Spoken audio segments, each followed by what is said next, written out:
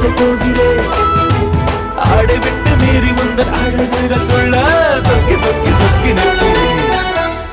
ஒழித்து மறைத்த வளத்தை எடுக்க தேடல் தேடல். நட்சத்திர தூரல் தூரல் இறக்கியோ என் அழகின் சாரல் சாரல். Hundred series welcome to dreams of BTS. நான் உங்கள் வெரி. ஸோ இன்றைக்கி நம்ம என்ன பார்க்க போகிறோன்னா அரண்மனையோட ரோஸ் சாப்டர் 16 தான்டா. ஸோ நம்ம ஸ்ட்ரைட் எஃப்எஃப்கெல்லாம் போயிடலாம். அன்றைக்கி நம்ம இதோட முடிச்சிருந்தோன்னா இந்த மாதிரி நம்ம ஜங்குக்கு வந்து கட்டுப்பாய் ஒருத்தனை பொழந்து எடுத்து அவனை கொண்டு இருப்பார். அது மட்டும் இல்லாமல் அந்த அக்னியை நினச்சி இன்னும் லைட்டாக அந்த கண்டோடு தான் இருப்பார். ஸோ அதோட தான் முடிச்சிருந்தோம். அதை கன்டினியூ பண்ணிக்கலாம். எனக்கு சப்ஸ்கிரைப் பண்ணிக்கோங்க எனக்காக. ஸோ எஃப்எஃப்கெல்லாம் போகலாம்.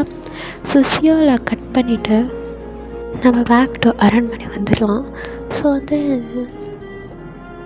இங்கே நம்ம லக்கி வந்து அழகாக பாட்டு பாடிட்டே அவங்க வயிற்று அப்படியே தடவிட்டு அந்த குழந்தை வந்து எத்தி வதைக்கலாம் ரசிச்சுட்டு அப்படியே உட்காந்துருக்காங்க. பின்னாடிலேருந்து ஒரு பெரிய கை அவங்க வயிற்றை சுற்றி அப்படியே ஃபுல்லாக கவர் பண்ணுது. ஸோ அந்த ஃபீலே தெரிஞ்சிருச்சு நிஜம்தான் அப்படின்னு சொல்லிட்டு அவள் அப்படியே ஓரமாக ஸ்மெல் பண்ணிட்டு என்ன இந்த பக்கம் என் பையன் என்ன பண்ணுறான்னு பார்க்க வந்தேன்டி. உன் பையனா மெல்ல மெல்ல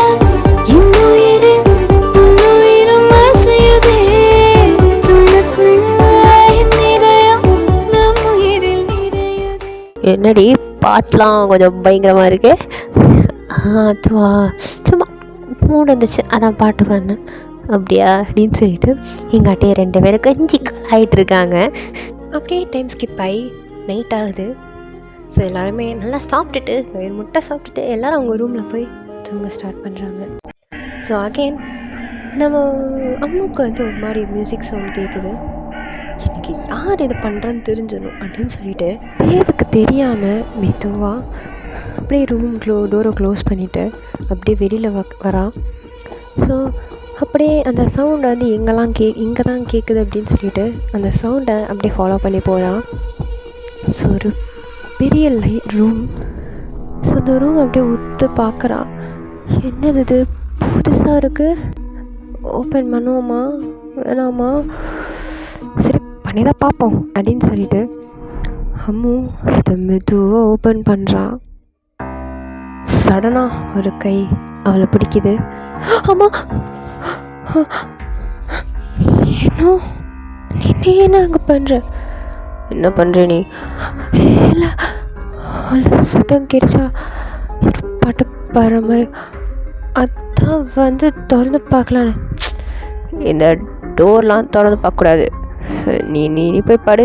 ஏன்னா நீ எப்படியே வீட்டுக்குள்ளே டோர் லாக்கில் நான் இப்படி வேணால் வரலாம்.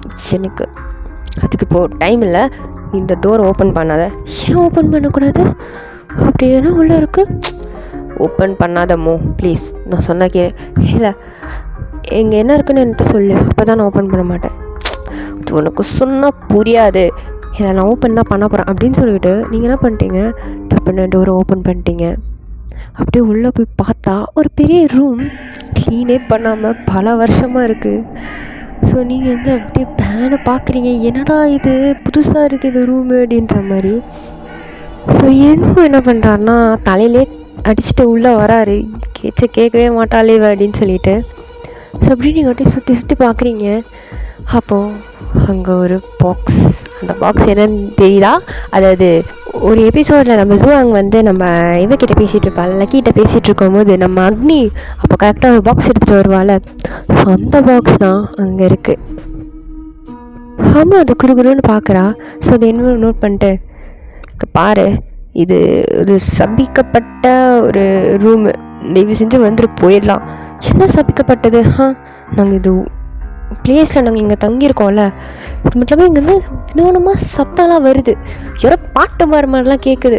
அதில் என்னன்னு தெரிஞ்சே ஆகணும். அம்மோ புரிஞ்சுக்கோ, தேவையில்லாமல் பிரச்சனையில் போய் மாட்டாத. சரி வா போகலாம் அப்படின்னு சொல்லிட்டு என்னன்னா என்னோ போயிடுறாரு. அப்படி நீங்கள் பின்னாடி ஃபாலோ பண்ணும்போது உங்களுக்கு யாரோ காத்துக்கிட்ட வந்து உங்கள் பேரை கூப்பிட்ட உடனே அப்படியே ஸ்டன் ஆகிட்டீங்க. நீங்கள் அப்படியே ஸ்லோ மோஷனில் திரும்புகிறீங்க. அந்த பாக்ஸ் அப்படியே அங்கேருந்தான் சத்தம் வருது. ஸோ நீங்கள் அது மெதுவாக போய் அந்த பாக்ஸை வந்து எடுத்து உங்கள் சாரீக்குள்ளே மறைச்சி வச்சுக்கிறீங்க. அப்புறமா நீங்கள் வந்து டோர் ஓப்பன் பண்ணிவிட்டு நம்ம இன்னும் வந்து நிற்கிறார் வெளில. இப்போ சொல்லு, நீ எப்படி இங்கே உள்ளே வந்த? நான் பார்த்தேன் நீ போகிறத, இது வழியா தோ அப்படின்னு சொல்லிட்டு. ஆக்சுவலாக அந்த போகிற வழியிலே ஒரு பால்கனி மாதிரி இருக்கும். ஸோ அந்த பால்கனிலேருந்து கீழேருந்து பார்த்தா தெரியும். ஸோ அதனால் அவன் டப்புன்னு, அதாவது அம்மு டப்புன்னு க்ராஸ் ஆகும்போது நம்ம இன்னும் பார்த்துருப்பாரு. ஸோ அதனால தான் வந்து அவர் வந்து வேகமாக வீட்டுக்குள்ளே என்ட்ரி கொடுத்தாரு. ஸோ வந்து சரி, இப்போ நீங்கள் போ, யாராச்சும் ஒன்று பார்த்தா தப்பாயிரும் அப்படின்னு சொல்லிட்டு, இனிமே அந்த ரூம்குள்ளே போகாத, புரியுதா? புரியுது, போ அப்படின்னு சொல்லிட்டு என்ன பண்ணுறீங்கன்னா, அவர் போயிடுறாரு. நீங்கள் குடுகுடுன்னு ஹாலுக்கு போயிட்டு அப்படியே உட்காடுறீங்க. இது ஓப்பன் பண்ணலாமா வேணாமா அப்படின்னு சொல்லிட்டு அப்படியே முழிச்சிட்ருக்கீங்க. அங்கே ஒரு பாக்ஸ் தானே, அதை அப்படியே முன்னாடி வச்சுட்டு உட்காந்துருக்கீங்க அந்த டேபிளில்.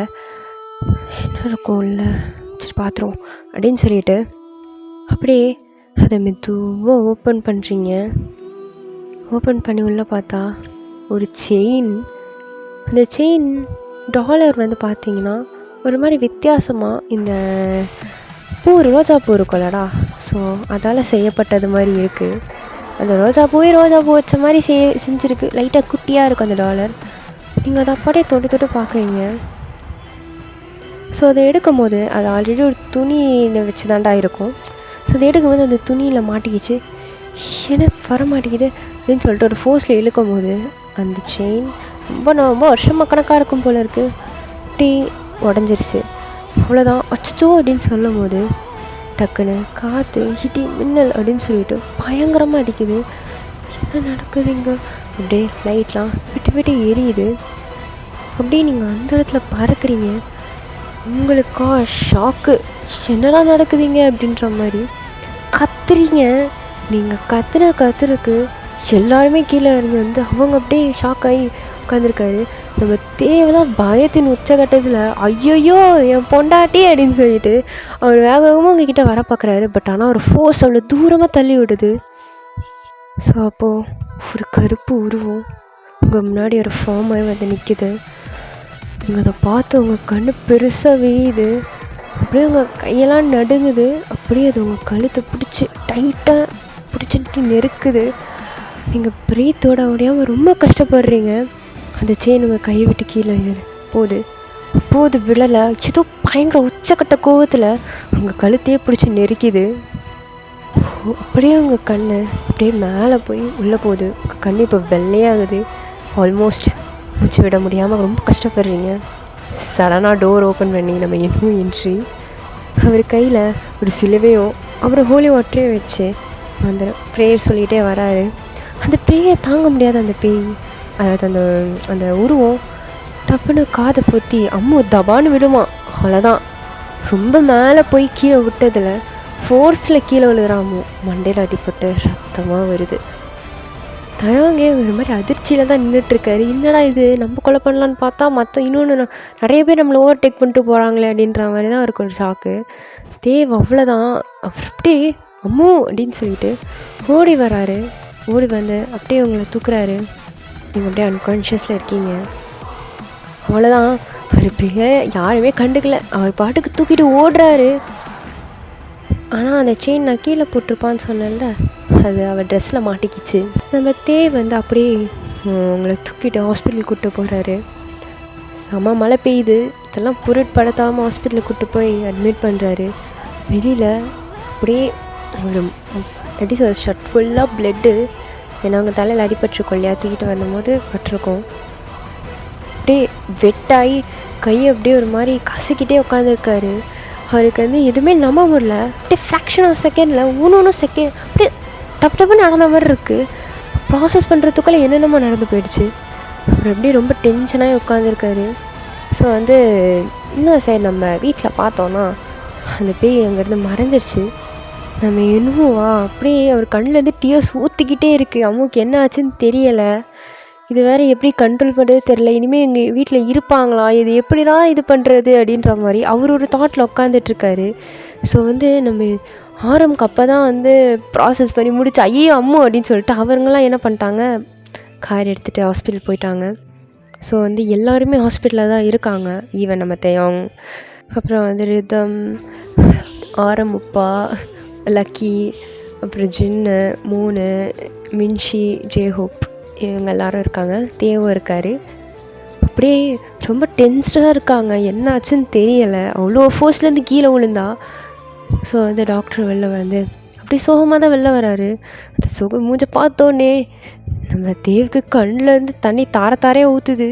ரொம்பவே ப்ரொக்கன் ஸ்டேஜில் அப்படியே உட்காந்துட்ருக்காரு. ஸோ வந்து பேஷண்ட்டோட அட்டெண்டியர் யார் அப்படின்னு சொல்லிட்டு நம்ம டாக்டர் கேட்குறாரு. ஸோ ஆரம்பப்பா போய்ட்டு என்னாச்சு, உயிரெலாம் காப்பாற்றிட்டோங்க, பட் அவங்க கோமா ஸ்டேஜ் போயிட்டாங்க, நீ எப்போ கான்ஷியஸ் வருவாங்கன்னு சொல்ல முடியாது, ஐம் சாரி அப்படின்னு சொல்லிட்டு அவங்க வந்து போயிடுறாரு. நம்ம லக்கிக்கலாம் அப்படியே மயக்கம் போட்டு விழுந்துட்டா, ப்ரெக்னெண்ட்டாக வேறு இருக்கா.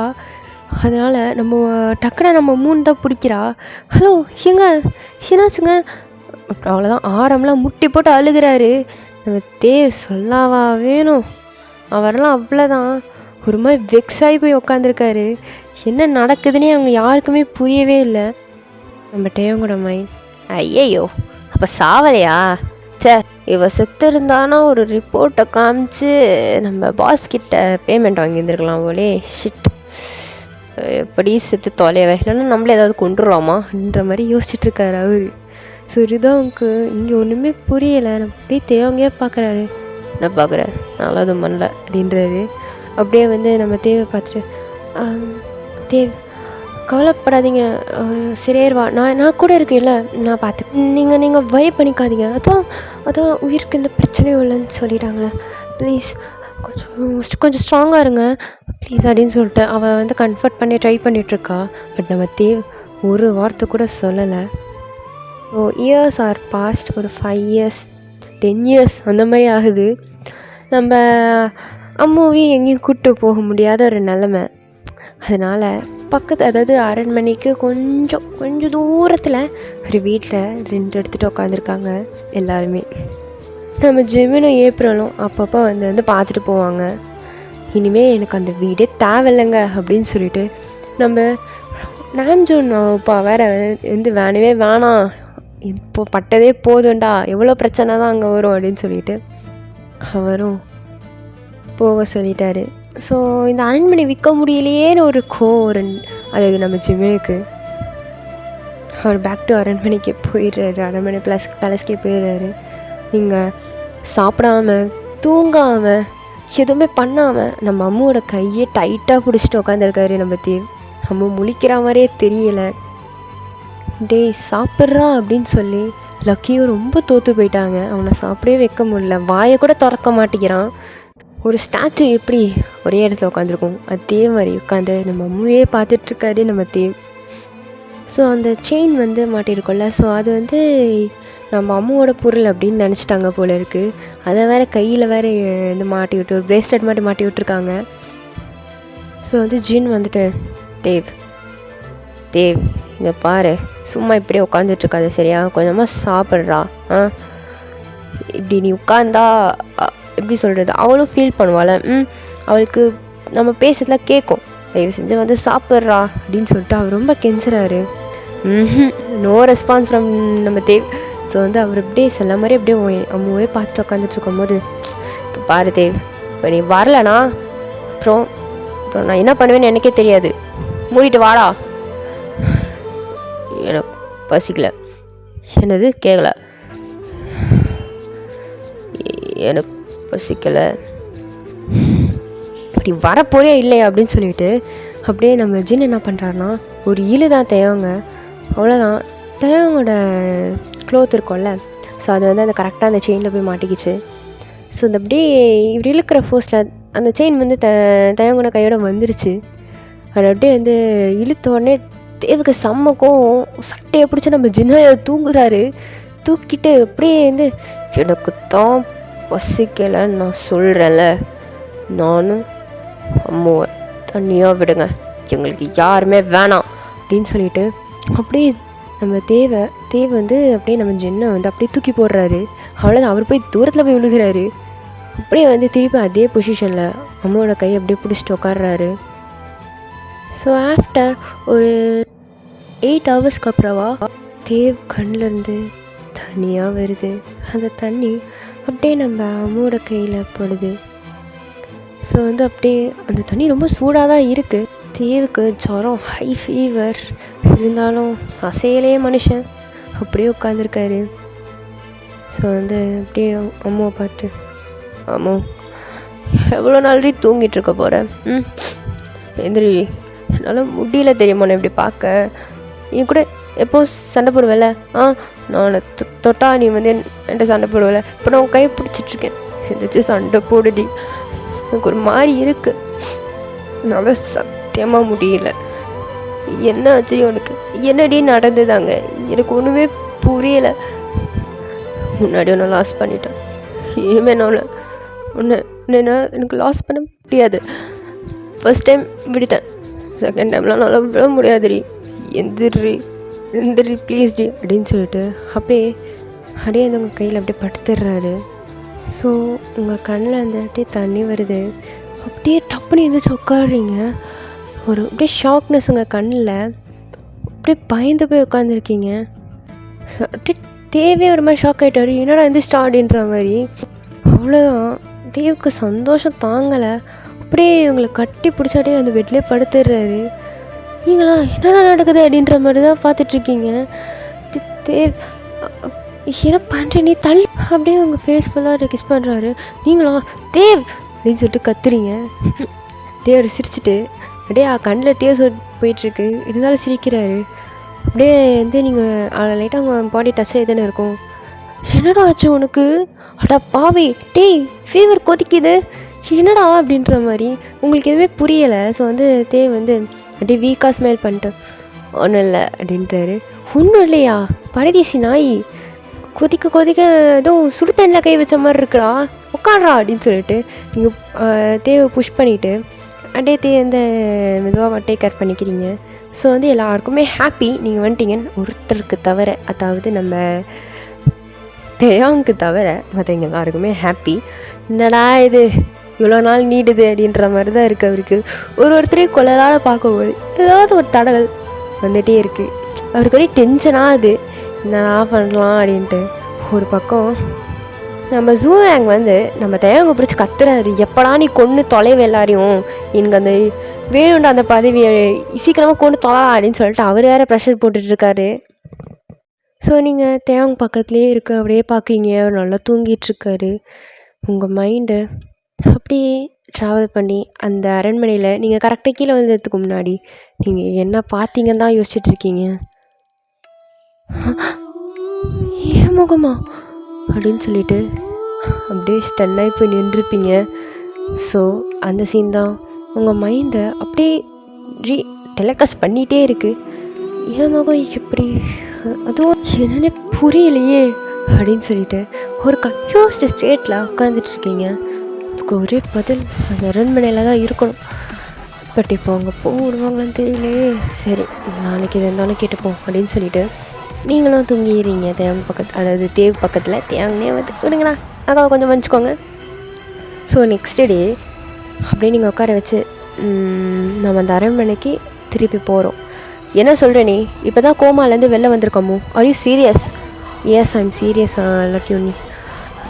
எனக்கு என்ன பண்ணுறதுன்னு தெரில. பட் ஆனால் அங்கே போகிறோம், நம்ம போகிறோம்.